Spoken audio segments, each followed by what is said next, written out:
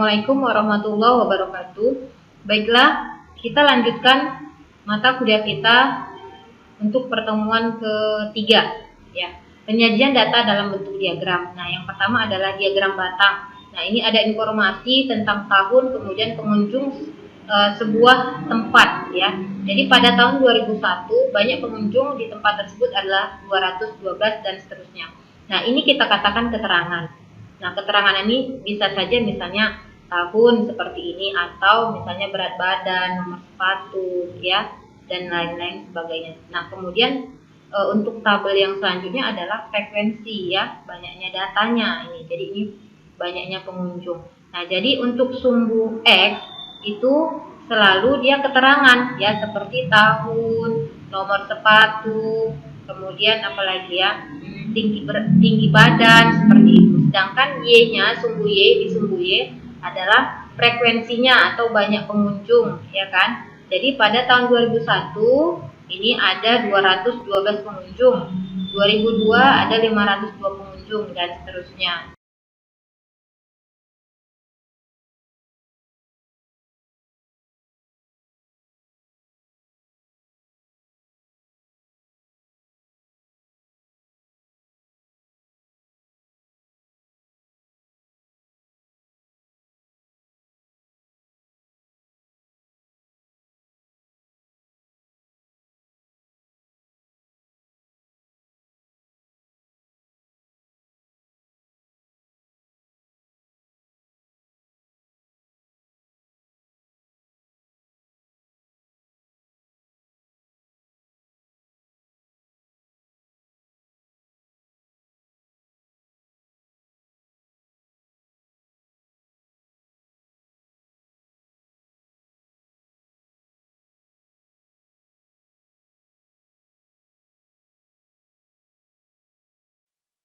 Nah, ini dalam bentuk persentase, ya. Berarti untuk yang pertama di tahun 2001 ini dia.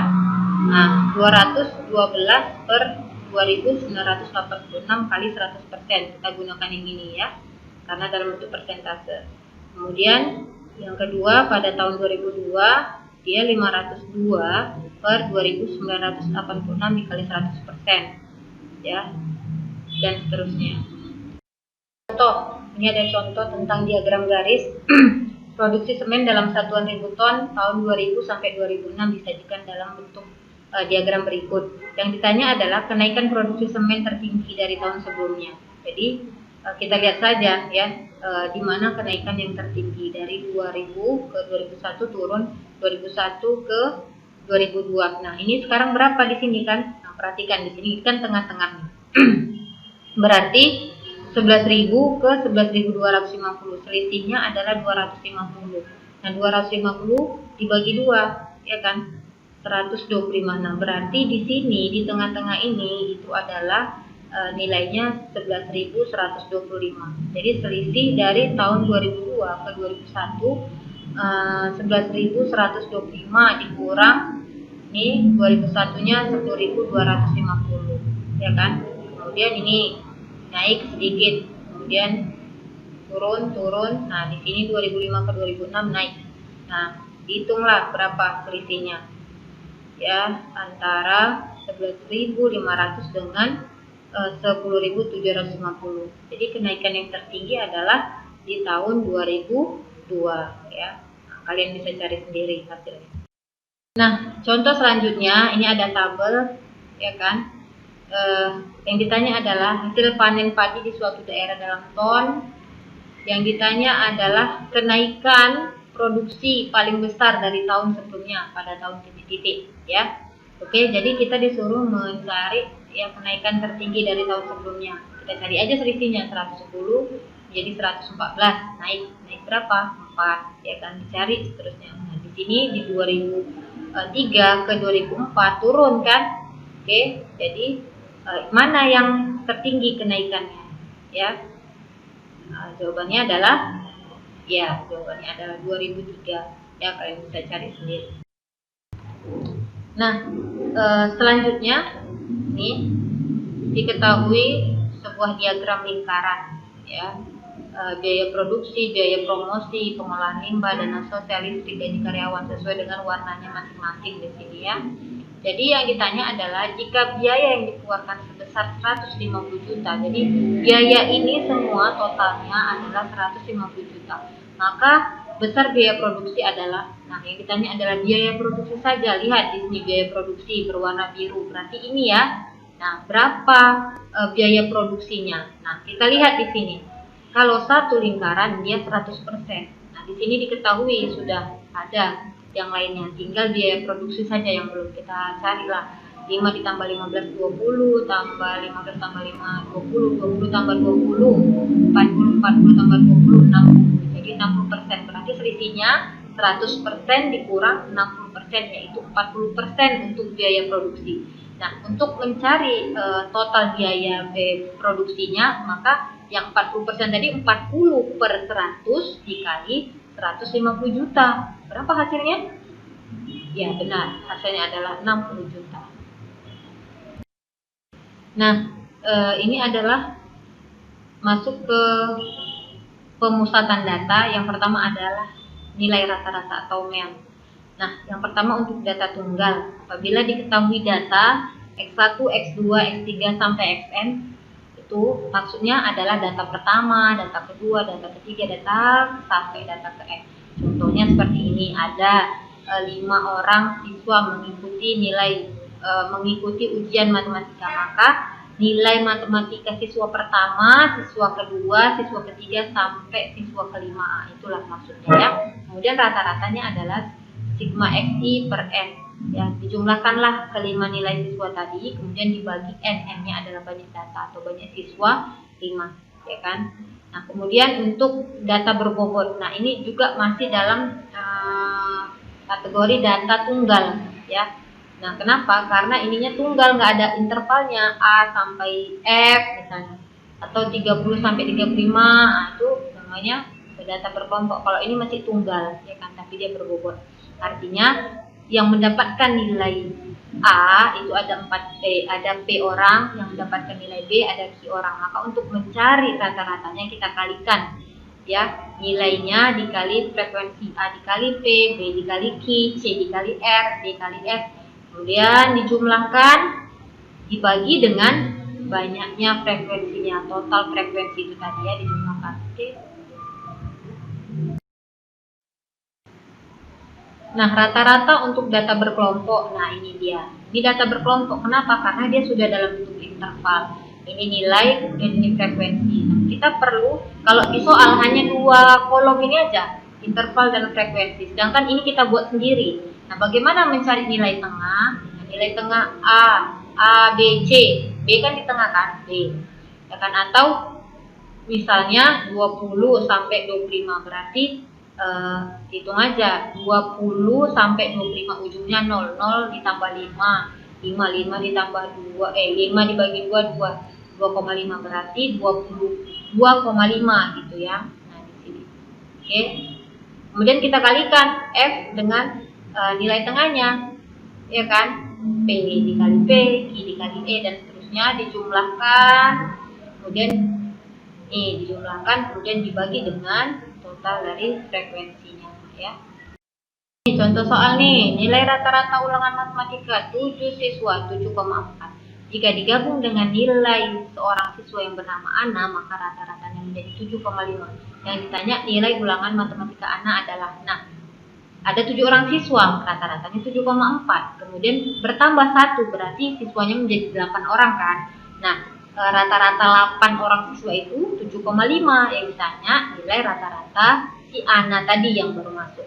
Oke, nah sekarang kita cari berapa total nilai untuk 7 orang. Ya, untuk 7 orang total nilainya adalah 7 dikali 7,4 sama dengan 51,8. Ya kan? Nah, kemudian yang 8 orang berarti rata-rata dikali banyak orangnya kan?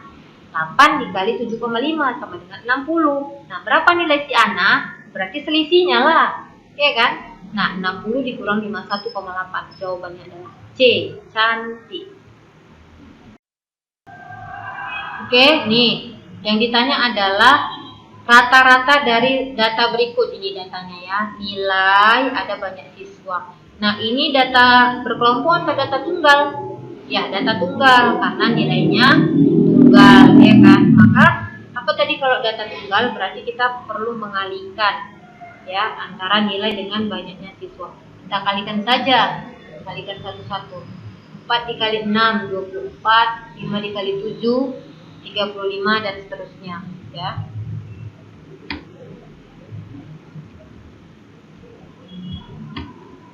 Oke, ini dikalikan, kemudian ditotalkanlah 220. Oke kan, total dari perkalian ini tadi. Nah, sekarang berapa banyak siswanya? Jumlahkan berapa? Oke, 35. Jadi kita bagilah 220 dibagi 35. Berapa jawabannya? Ya, benar. Jawabannya adalah D, 6,29. Sekarang kita mau mencari rata-rata untuk data berkelompok. Ini soalnya ya. Oke, ada nilai, kemudian ada frekuensi. Nah, kita butuhkan nilai tengahnya. Oke, bagaimana cara mencari nilai tengah? Perhatikan 30 sampai 34. Lihat ujung di sini. Ini 0, ini 4. Berarti 0 tambah 4 2. 0 tambah 4 4. 4 bagi 2 2. Berarti nilainya adalah 30 tambah 2 32. Nah, seperti itu juga seterusnya. Bisa juga kita menambahkan dengan panjang intervalnya. Panjang intervalnya berapa? Dari 30 dihitung kayak seperti menghitung biasa. 30, 31, 32, 33, 34, 5. Atau 35 kurang 30, 39 kurang 4 kan 5 juga kan. Tinggal ditambah 5 semua. Jadi 32 ditambah 5 37 dan seterusnya tambah-tambah 5. Nah, kemudian kita buat tabel untuk XI dikali FI atau boleh juga ini kan bersifat komutatif, boleh FI kali XI sama XI kali FI sama. Kita kalikan 4 dikali 32. Ya, 4 kali 32 hasilnya 128. 8 dikali 37 120. Sorry. Ya, kita ulang 4 dikali 32 128, 8 dikali 37 296 dan seterusnya. Kemudian kita jumlahkan ya. Kita jumlahkan dari 128 tambah 296 tambah 588 dan seterusnya. Nah, totalnya adalah 4576. Kita jumlahkan dari sini sampai sini ya. Kemudian kita jumlahkan berapa total frekuensinya. Jumlahkan 4 tambah 8 tambah 14 dan seterusnya sampai 10. Jadi 97. Maka rata-ratanya adalah ya ini 4579 dibagi dengan 97 ya, hasilnya adalah 47,2. Nah, itu tadi ya cara yang pertama untuk menentukan nilai rata-rata data berkelompok. Ada cara yang kedua menggunakan cara pengkodian atau coding ya. Rata-rata sama dengan rata-rata hitung sementara ya, kita perlu rata-rata hitung sementara ditambah sigma FI dikali CI per sigma FI kali T. Nah, P ini adalah panjang interval ya, 35 kurang 30 itu panjang interval. XI nilai tengah tadi sudah ditunjukkan ya. Berarti kita perlu mencari nilai tengah, kita perlu mencari rata-rata sementara. Langkahnya adalah lihat frekuensi terbesar 35, maka 40 sampai 49 merupakan kelas sementara ya. Maka nilai tengah dari kelas sementara ini adalah 45 sampai 49. Berapa? Ya, nilai tengahnya adalah 47 ya. Jadi kita cukup mencari nilai tengah pada kelas sementara yang frekuensi terbesar. Sudah? Nah, kemudian kita cari CI. Bagaimana CI? Tadi ini kelas sementaranya. Maka kita mulai dari kelas sementara. Kelas sementara CI-nya selalu 0. Kemudian kelas sebelum kelas C sementara, CI-nya mulai dari negatif 1. Negatif 1, naik lagi negatif 2, terus negatif 3. Kalau ada kelas di atasnya lagi negatif 4 dan seterusnya.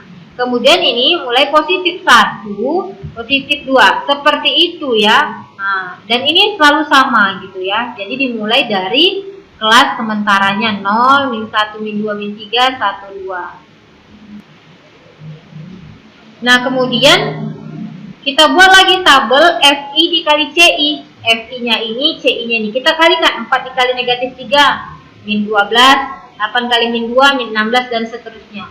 Nih hasil kalinya, ya kan? 10 kali 2, 20. Kemudian 4 ini adalah jumlah dari ini. Min 12, min 16, min 14, tambah 0, tambah 26, tambah 20. Hasilnya adalah 4. Ya. Nah, jadi bagaimana mencari rata-rata berdasarkan rumus ini? X bar S-nya yang mana? 47. Ya, 47. Kemudian FICI-nya berapa?